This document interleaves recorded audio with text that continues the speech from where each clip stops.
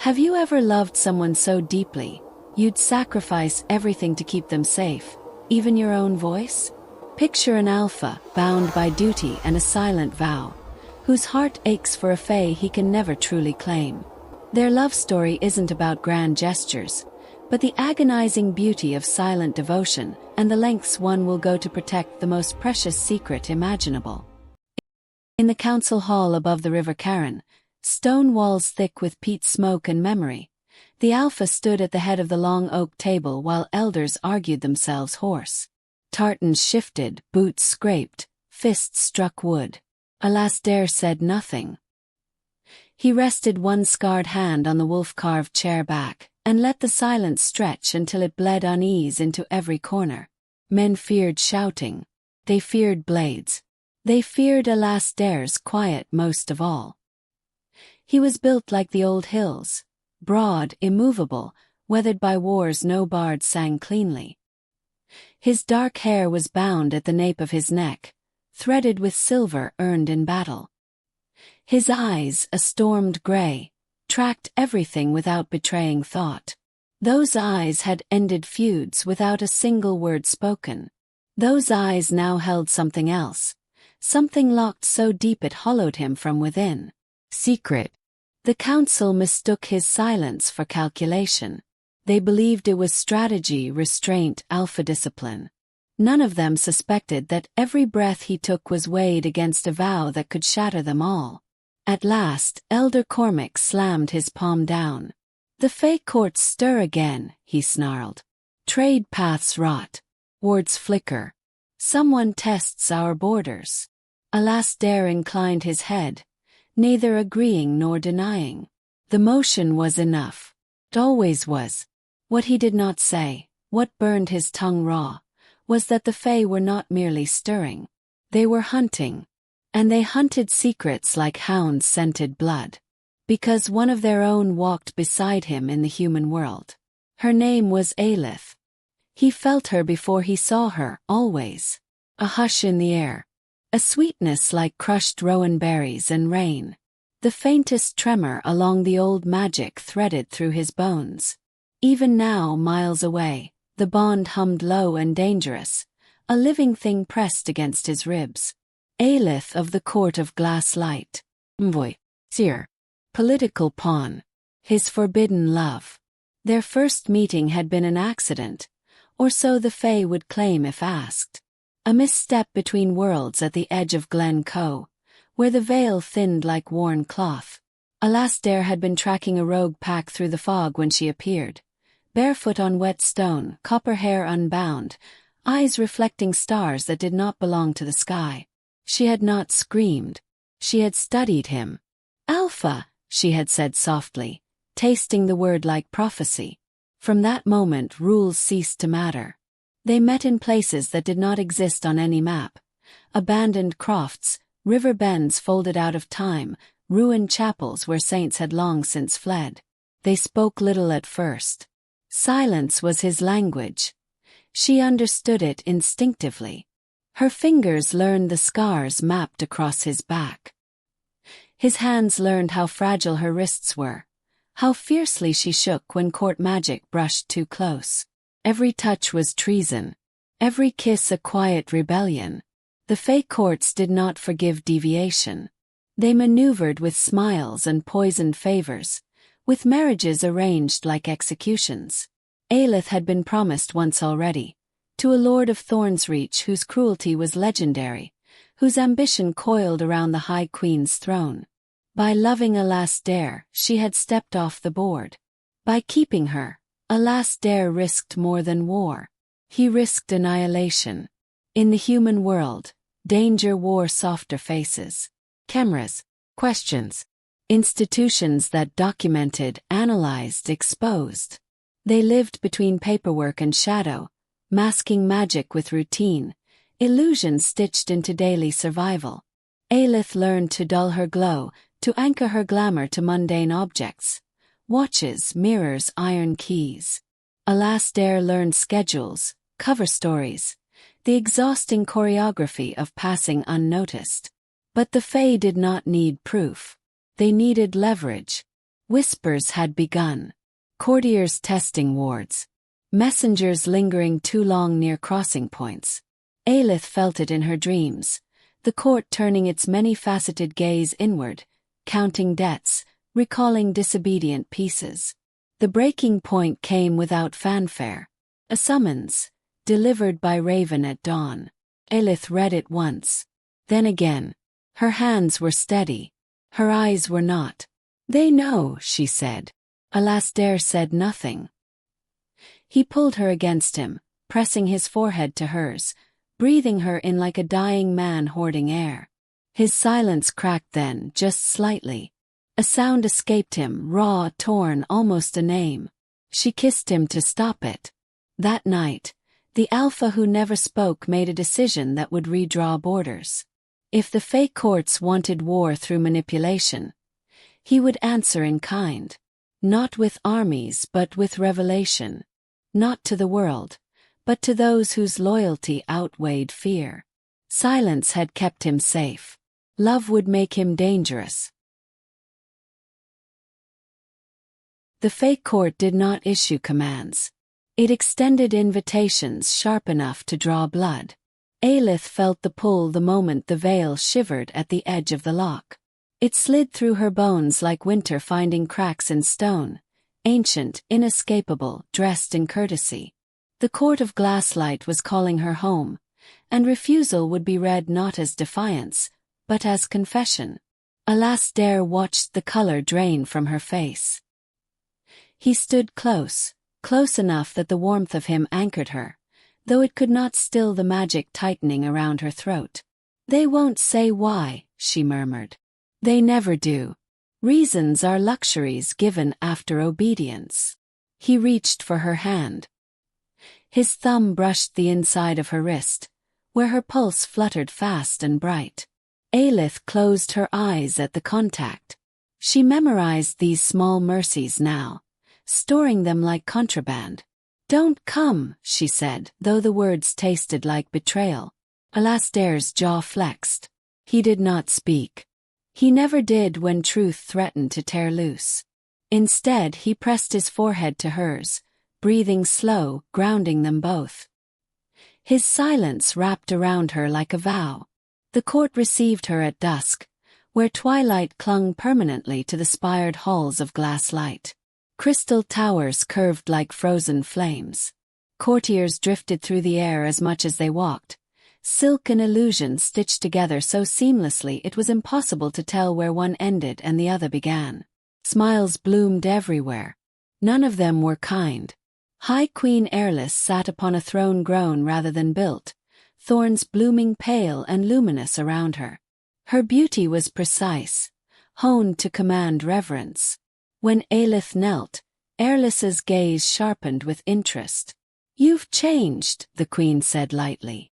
Ailith lowered her eyes. "Time does that. So does attachment." Was. Blade sliding free. "Tell me, envoy, how fares the human world?" Ailith answered carefully.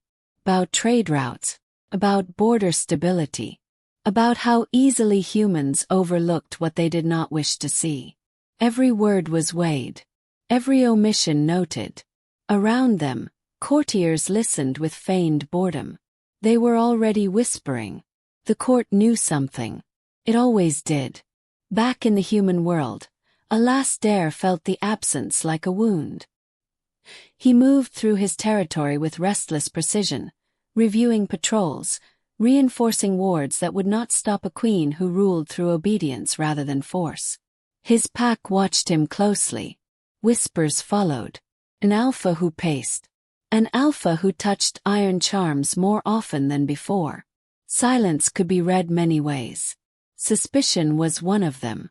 That night, he allowed himself a single indulgence. He returned to the ruined chapel and sat where she always did, tracing the cold stone with his fingers. The air still held her scent. Rowan and rain. The court's first strike was subtle. Ailith was not threatened.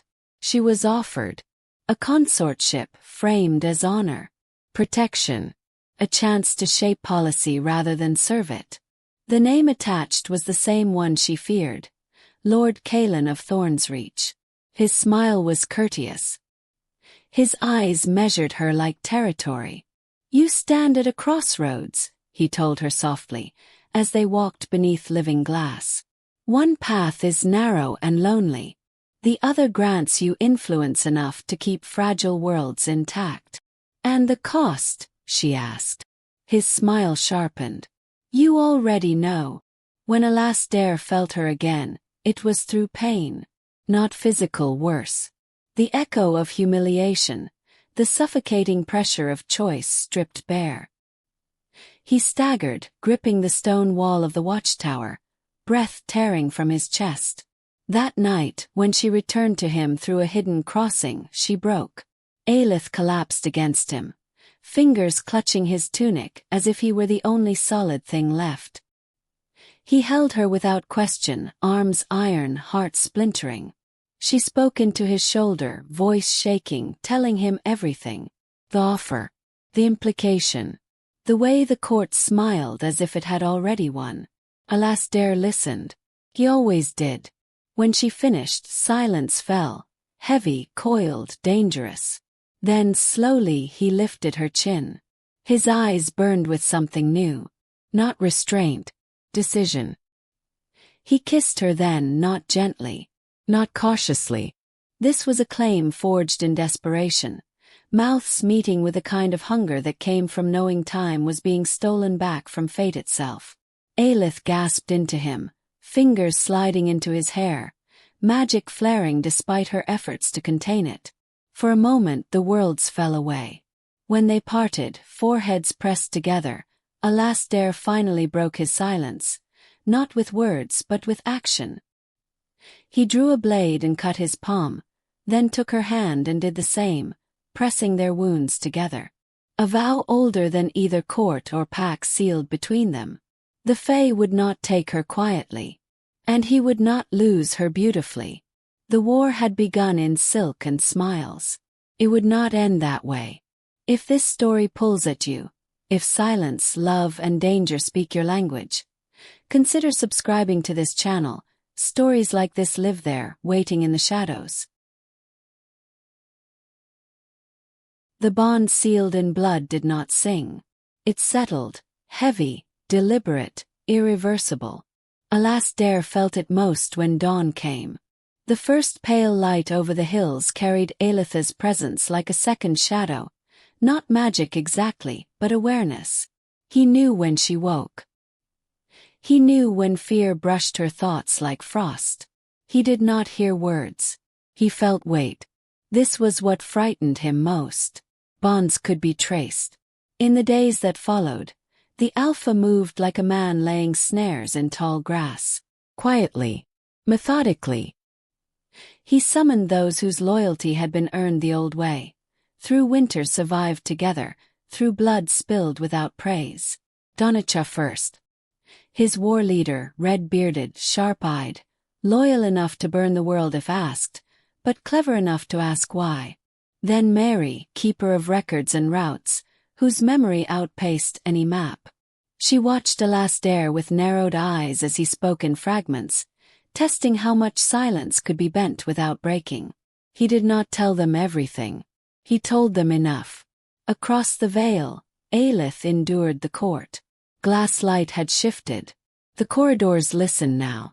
Conversations bent around her like water around stone. She felt eyes on her even when she was alone, magic brushing her wards with too much familiarity. Queen Ailith did not summon her again. That was worse. Instead, Lord Caelan appeared everywhere. Never pressing, always present. He spoke of alliances, of balance, of how fragile the human world was without guidance. He spoke of Alasdair only once. Silence, Caelan mused, strolling beside her beneath floating lanterns. Such an alpha trait. Useful, dangerous, easily misunderstood. Ailith smiled with perfect restraint. Inside she coiled. She sent warning through the bond that night. Not words but urgency. Alasdair received it mid-stride. hand tightening on the iron charm at his throat. He changed course immediately, leading a patrol through a valley that did not exist on human maps, where Feysight could not easily follow. But the court was patient. Their next move came through kindness. Ailith was granted access to the archive of roots, an honor rarely bestowed. There, beneath living shelves, truths were stored in song and bone. She read of treaties older than pacts, of betrayals framed as peace, of how Fey courts did not conquer worlds. They absorbed them. She saw the pattern then. Humans were not the threat. Pacts were not the threat. Love was. Anything that blurred borders, softened obedience, made pieces unpredictable. That was what the court moved to excise. When Ailith returned, shaken and resolute, Alasdair was waiting where the crossing bled into stone. He took her face in his hands, grounding her, pressing his brow to hers. She did not speak. She didn't need to. That night, intimacy was not frantic. It was deliberate, low, as if they were carving memory into flesh. He undid the clasps at her wrists with reverence, kissing each place the court had marked her. She traced the scars on his chest, counting battles he had never explained. They learned each other anew, not as escape, but as defiance. If the world meant to erase them, it would have to remember them first. Elsewhere, Queen Ailith watched threads tighten. She did not need confirmation. Bonds left ripples, and ripples always reached glasslight eventually. She summoned Kaelin at last, her voice like frost over water. "The Alpha has chosen," she said. "See how far he is willing to go." The hunter's net began to close, not with force, but with invitations, observers, favors owed. And beneath it all, silence strained. Something was going to break. The Fae never struck without rehearsal. Glasslight filled with motion disguised as ceremony. Envoys arrived from lesser courts bearing gifts that bent light and twisted intention. Banners unfurled that had not been seen in centuries. Every gesture spoke of peace, and every peace offering hid a question sharp enough to cut. Ailith felt it immediately. This was not punishment. This was assessment. They wanted to see how much she would bend. Queen Ailith summoned her at last beneath the vaulted boughs of the high hall, where living crystal arched like ribs above a heart that did not beat. The queen's expression was mild, almost fond, as if addressing a favored child. "You have always been unusual," Ailith said. "Too curious, too empathetic. Qualities we indulged when they served us." Ailith lowered her head, spine straight, hands steady. "And now," the queen replied softly, "they inconvenience us." The test came dressed as mercy. Ailith was granted leave, temporary, conditional, to remain in the human world as an observer. An honor. Sign of trust. Lord Kaelin stood nearby, smile restrained, eyes bright with interest. "You will report," Ailith continued. "Not secrets. Impressions. Behaviors. The Alpha's governance. His attachments." Ailith understood the trap instantly. To refuse would confirm disloyalty. To accept would make her a blade aimed at the man she loved. She bowed. Back in the Highlands, Alasdair felt the shift the moment the court's attention sharpened. The air itself seemed to listen. He increased patrols, altered routes, moved meetings into older, warded spaces where stone remembered older laws. Still whispers reached him. Humans asking questions too precise to be coincidence. A research group mapping anomalous zones. A Fae scout spotted too close to a crossing Donicha had sworn was sealed. The net tightened. When Ailith told him of the Queen's demand, she expected fury. She found resolve instead. Alasdair listened, jaw set, eyes unreadable. When she finished, he drew her into him, palm warm against the small of her back. "They are measuring us," he said at last, voice low, rough from disuse. The sound of it made her chest ache. So we give them something to misread. From that night on, their intimacy changed shape. They became deliberate performers in private, learning how to let magic hum just loudly enough to mask truth. They argued where watchers might sense discord. They touched where it could be mistaken for convenience. And in the rare moments they were alone, truly alone, they clung to each other with quiet ferocity. Ailith learned the language of his breath. Alasdair learned the way her magic shifted when fear crept too close. Their bond deepened not through passion alone, but through strategy, through shared danger, through choosing each other again and again when it would have been easier not to. The court, watching through borrowed senses, began to hesitate. Queen Ailith felt it like grit in silk. The Alpha was not reacting as predicted. He was not isolating. He was not posturing. He was adapting. "Press harder," she murmured to Kaelin. "If love is the fault line, widen it." The breaking point came in the form of a human summit. An international research delegation announced its intent to establish a permanent facility near the glen where veils thinned. Science wrapped around ambition, funded by interests that would not retreat easily. The court approved the move quietly. Humans were excellent tools. They asked questions. They documented answers. Exposure loomed. Alasdair stood before his inner council as the news spread, silence thick as peat smoke. Donnachah watched him closely.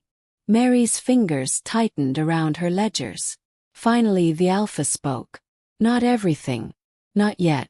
But enough. I will not abandon this land," he said. "Nor will I sacrifice what binds us to preserve appearances." It was the closest thing to a confession they had ever heard. Ailith, waiting beyond the wards, felt the tremor ripple through the bond. Fear flared, then pride. Whatever came next, silence would no longer be their only shield. And somewhere in glass light, Queen Ailith smiled. The game had reached its middle.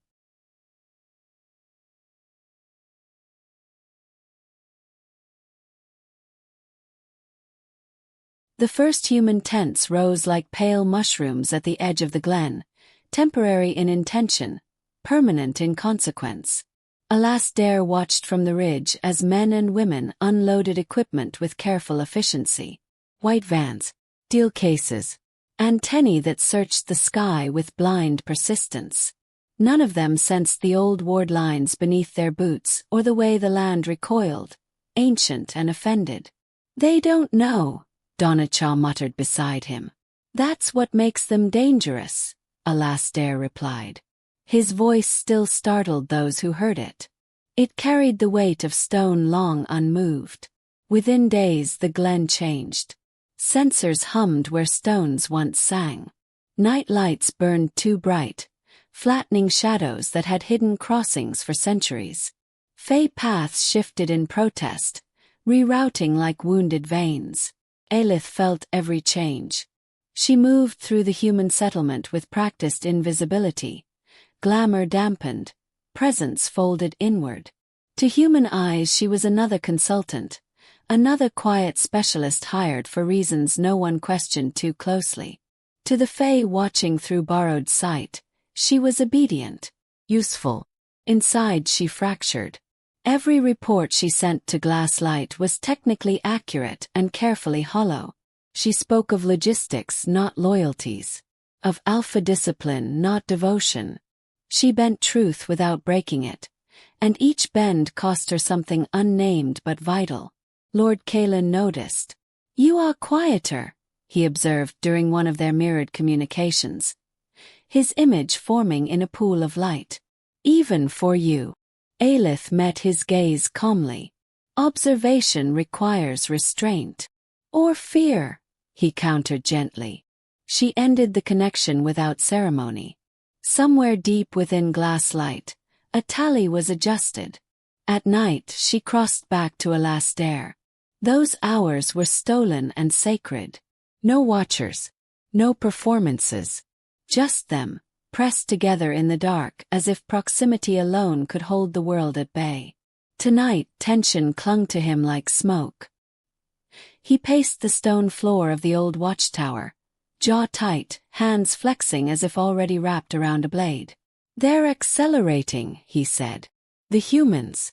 Their funding doubled overnight." Ailith stilled. "That was not approved by the court. That's what frightens me." She stepped into his path and took his hands, grounding him.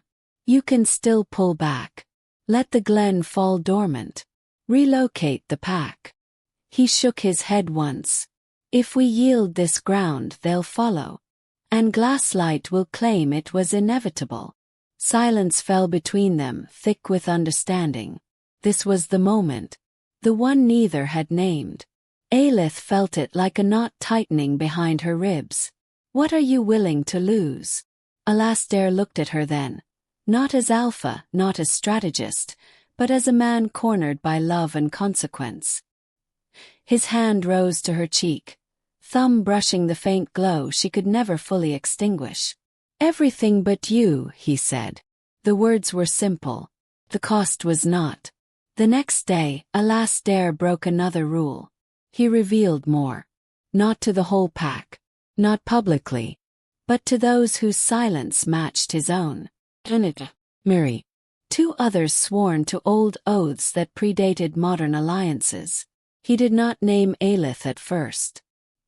He spoke of courts and leverage, of how the Fae ruled by turning affection into weaponry.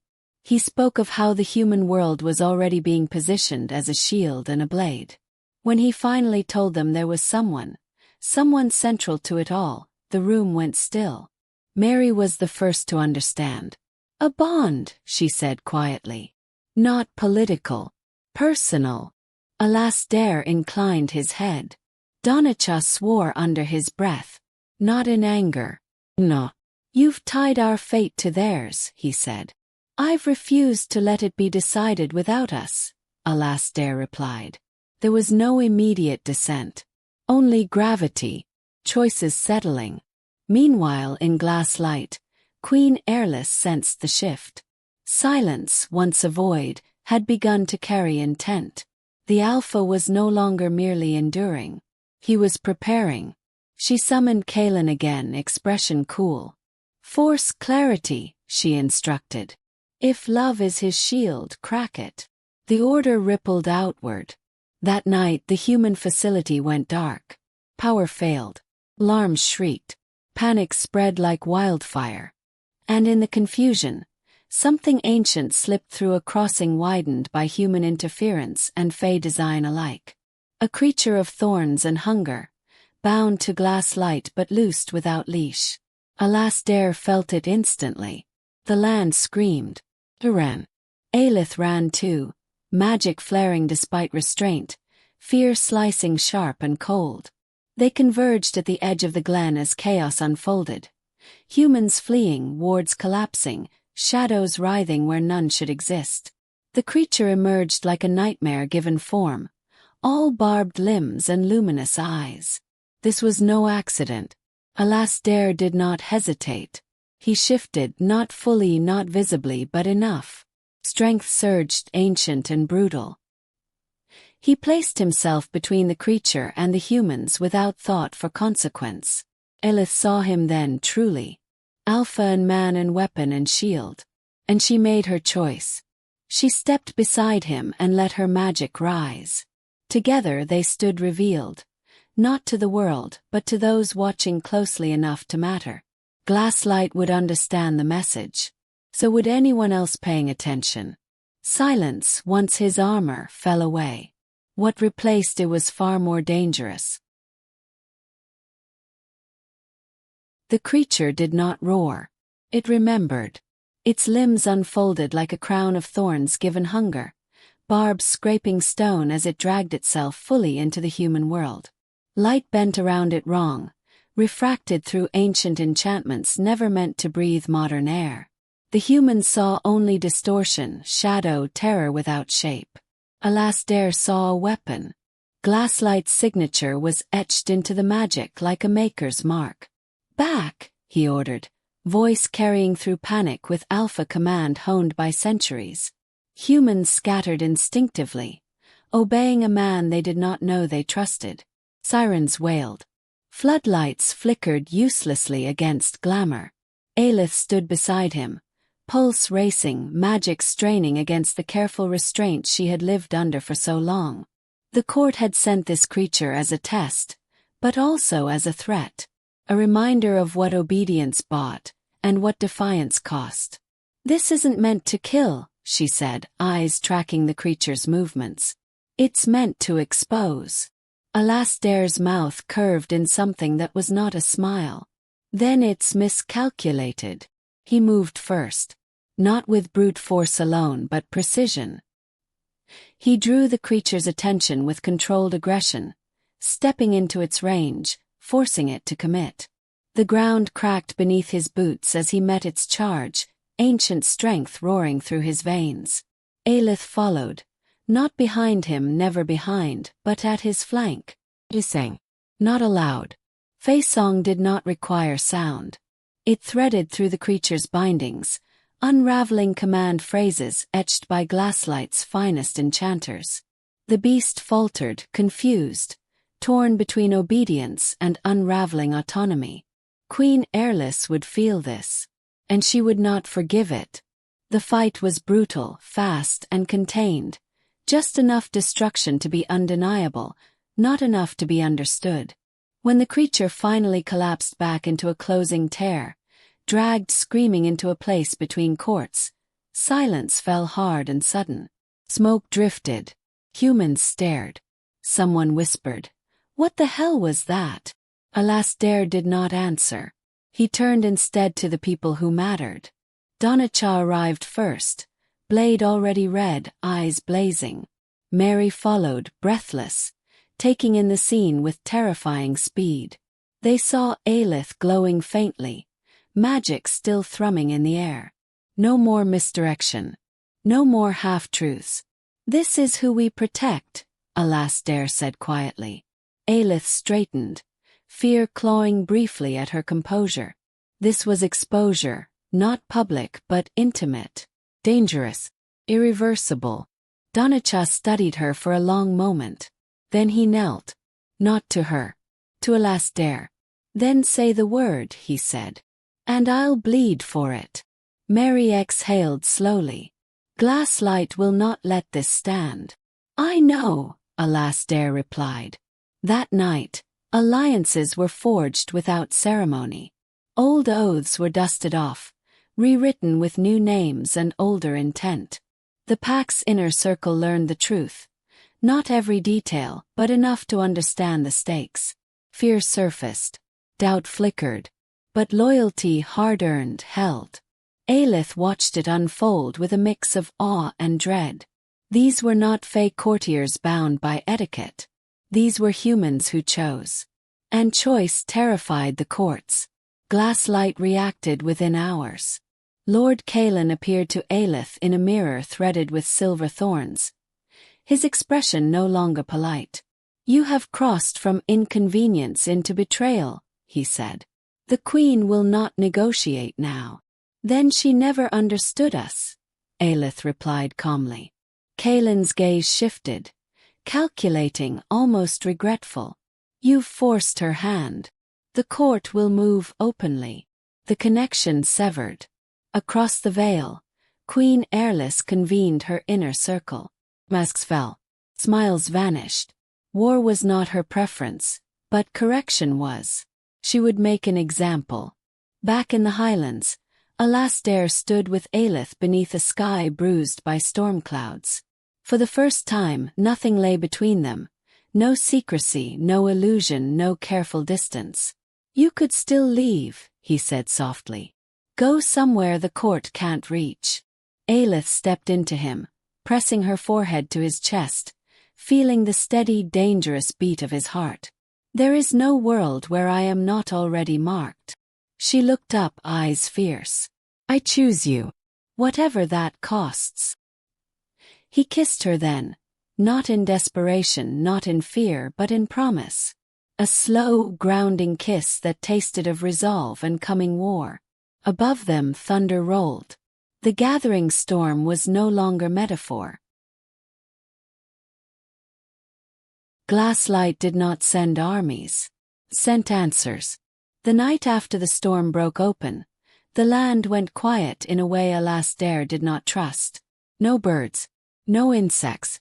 Even the river slowed, as if listening.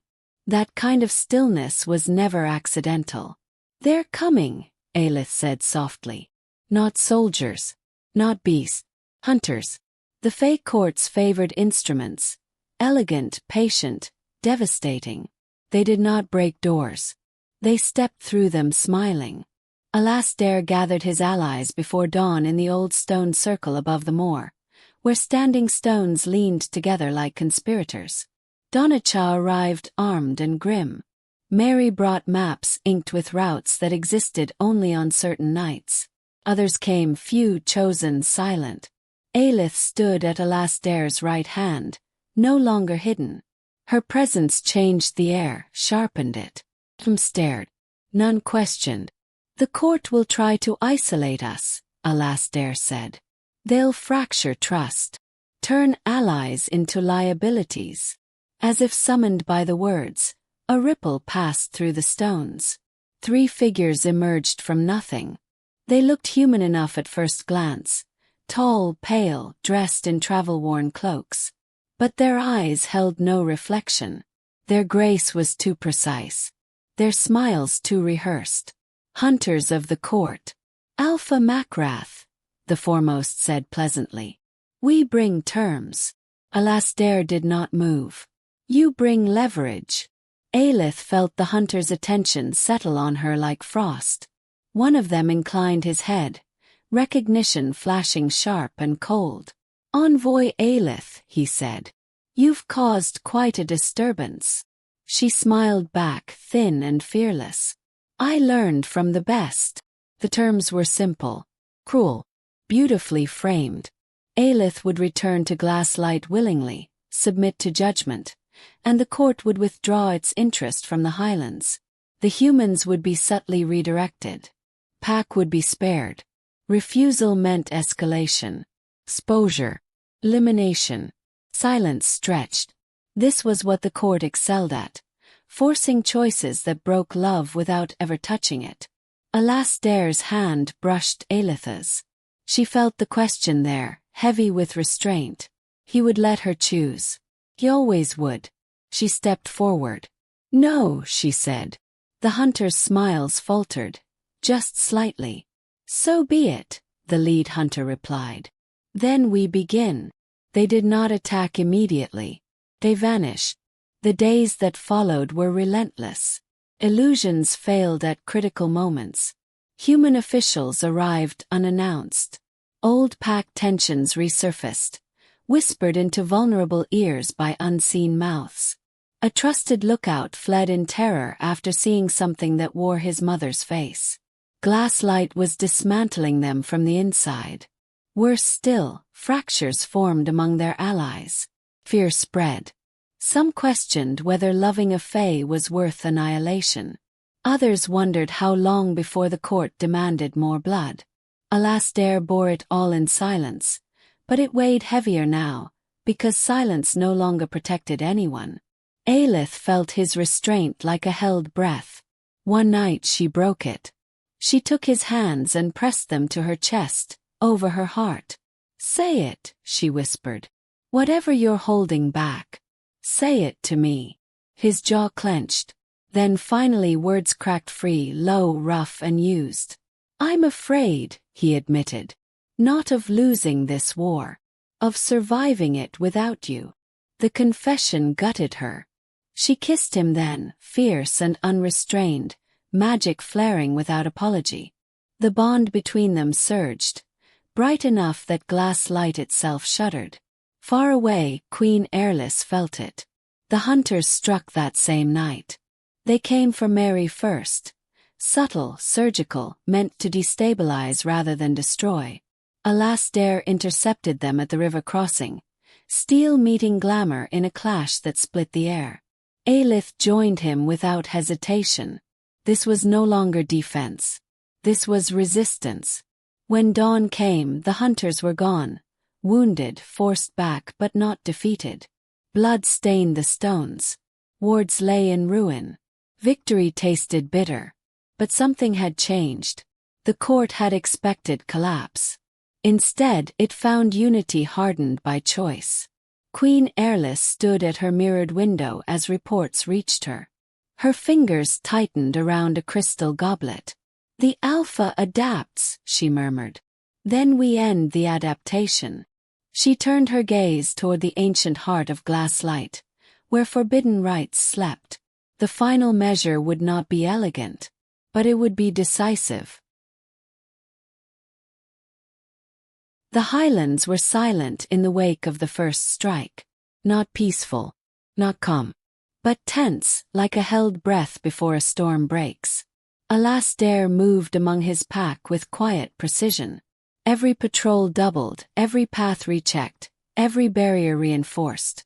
The humans had retreated for now, but the court's shadow lingered, insidious and patient.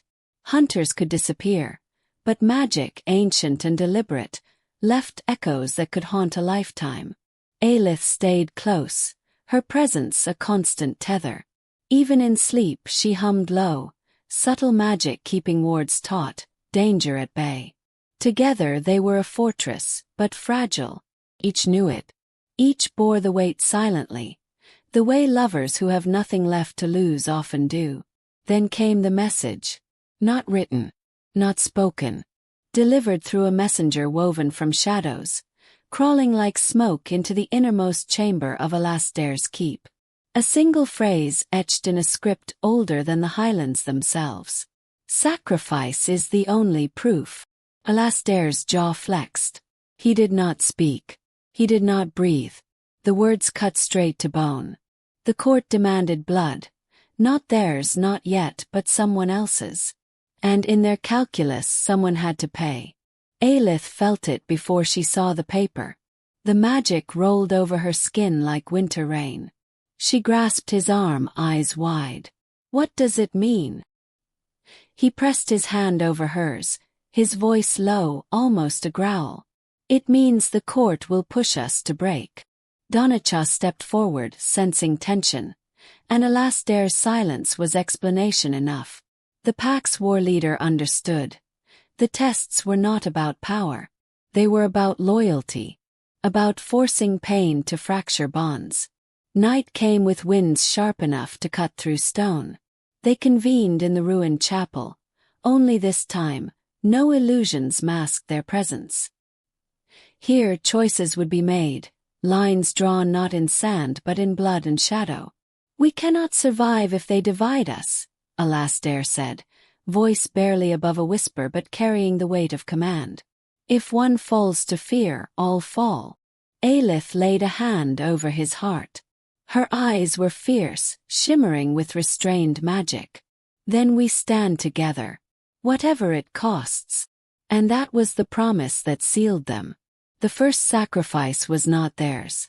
It was the illusions, the carefully crafted human routines, the cover that had once hidden them. Alasdair and Ailith tore through the veils that masked the glen, exposing false paths, setting traps that mirrored the court's cruelty but turned against them. Every misstep by the court's hunters would now cost energy, time, precision, things the Alpha could exploit. But the personal cost loomed. Mary, ever loyal, stepped forward voluntarily. She would face a trial by the court to buy time, to create a wedge in the fake calculations. Alasdair tried to stop her. She would not hear it. "Your love is not just ours," she said. "It belongs to all who serve it honestly. Let me hold a part so you may fight freely." Alasdair's silence broke only in a low, ragged exhale. He gripped her shoulder. She smiled, faint, proud, and walked into the shadows to disappear through a hidden crossing. Ailith wept into his chest then, not for herself, not fully, but for the human sacrifices demanded by a court of elegance and cruelty.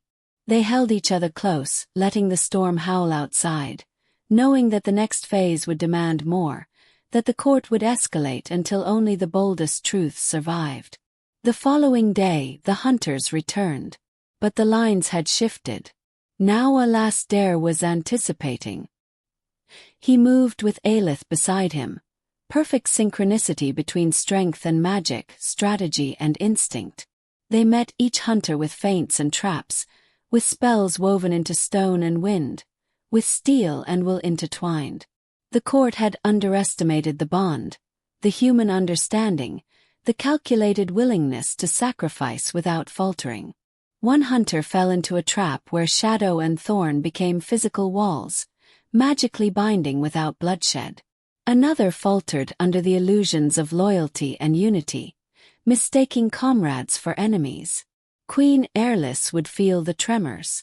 She would not forgive them, but the court would have to reconsider.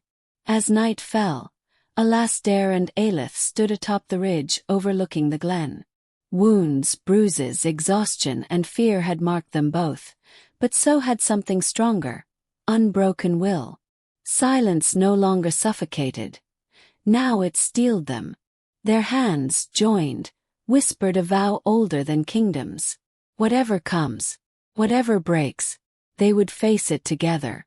And somewhere in the distance, the court calculated the cost of its underestimation. The court had underestimated one thing. Love, once made deliberate, cannot be measured by protocol or power. The dawn was bruised purple and gold when the final summons arrived. Ailith felt it first, a vibration through the bond, subtle but unrelenting. Glasslight called no intermediaries, no veils. Not a request, demand. Alasdair moved with a predatory grace, gathering only those he trusted most. Donnachah steadfast as ever. Two others whose loyalty had been carved in fire and blood.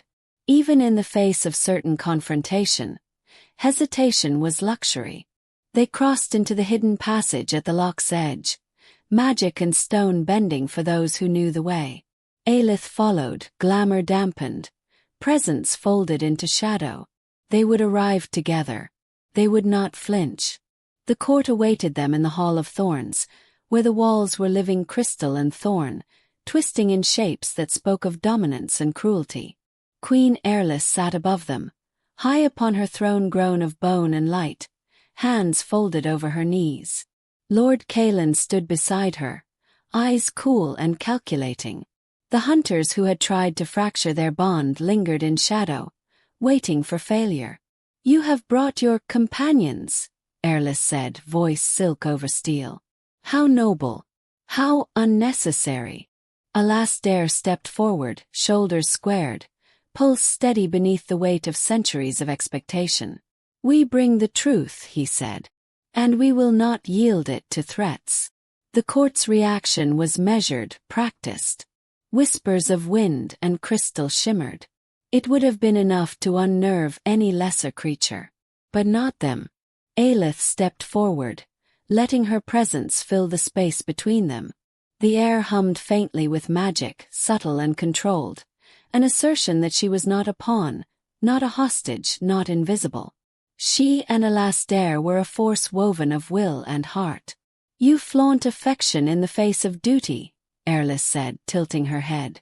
"And yet it is compelling. But the price must be paid." Alasdair's voice cut through the hall, low and dangerous. "We have already paid more than you know. And we will continue, together." Ailith let her magic hum, weaving subtle illusions around the hunters, binding their perception, turning fear into hesitation. They faltered. Ailith's eyes narrowed. Power surged through the hall like a living thing, twisting the light, bending the air. "Then we will test that loyalty," she said. The confrontation erupted with elegance and brutality. Not chaotic, not rushed, but precise. Each step, each strike, each spell calculated for maximum effect. Hunters lunged and twisted through the illusions. Alasdair countered with strength honed through centuries. Ailith's magic interlaced, subtle but lethal, ensnaring attackers with shadows and light. Every movement was a dance of intimacy and shared instinct, of trust earned in blood and sacrifice. For a moment the world outside vanished. Then the queen herself moved, the air crackling with unearthly power. Magic unrestrained and ancient, designed to dominate, to punish, to erase. Alasdair met it with every ounce of his alpha strength. His focus on Ailith, on the bond that had never faltered. He shifted partially, claws and muscle intertwining with spell in tandem with her own. Each strike, each deflection was not only combat but a declaration. They existed together, and they would not be unmade. The tide turned when Ailith unleashed a controlled surge of fey power, weaving her song of binding not to destroy but to redirect. Hunters faltered, the court's lines broke. Light cracked, shadows bent. And in the midst of the chaos, Alasdair's roar cut through the hall, announcing ownership not of fear, but of love unbroken. Finally silence fell. Heavy, smoldering, absolute.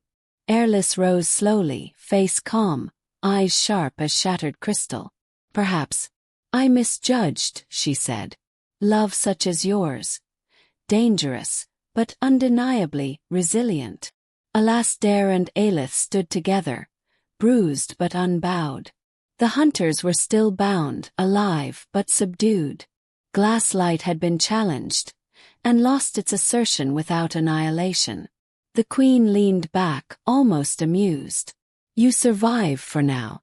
But remember, every act of defiance has a cost. Alasdair's jaw tightened. We will pay it together.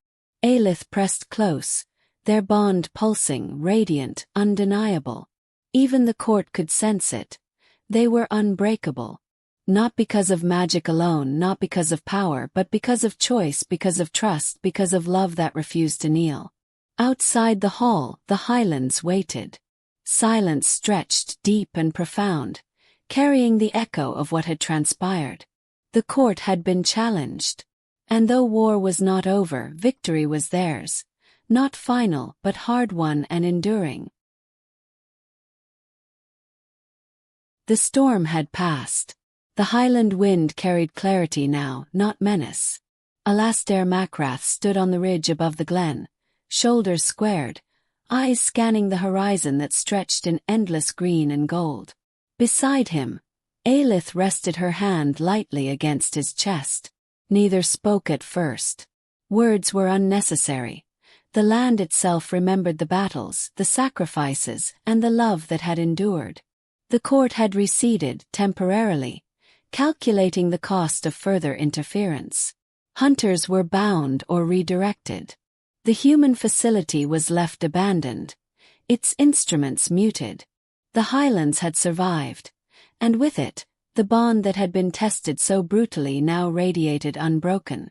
Alasdair exhaled slowly. He felt the weight lift, just slightly, replaced by a new burden. Responsibility. Not just for the pack, not just for Ailith, but for the fragile balance between human and fey worlds now more intricately entwined than ever. Ailith tilted her head, eyes glimmering in the morning light. We've won battles, but nothing is truly settled. He smiled, rare, soft, vulnerable. Then we build the settlement that lasts. Not just for us, but for everyone who chooses to stand with us. Together they moved among their people, checking wards, ensuring safety, and quietly binding new alliances. Pack members and trusted human allies met fey allies halfway, bridging worlds that had long existed in isolation. Where secrecy had once been armor, trust was now foundation. In private, Alasdair and Ailith walked the winding stone paths of the glen, hand in hand. The intimacy they shared was no longer hidden. Moments of laughter, gentle teasing, quiet confession, and unguarded kisses. Their love had been forged in shadow and trial. Now it thrived in sunlight, resilient and fierce. This is more than a refuge, Ailith whispered, eyes reflecting the dawn. It's a home. Alasdair pressed his forehead to hers. And a promise. No court, no threat, no shadow can erase what we've chosen. They lingered in the quiet, letting the breeze carry away the echoes of battle. The pack gathered nearby, humans and fey integrated into the careful mosaic of their new world. It was fragile, but fragile was survivable, because it was chosen, nurtured, and protected. The lessons of the past 10 chapters, the silence, the sacrifice, the tests of loyalty, had shaped them. The Alpha's strength had been redefined by vulnerability. The Fae's magic had been tempered by love.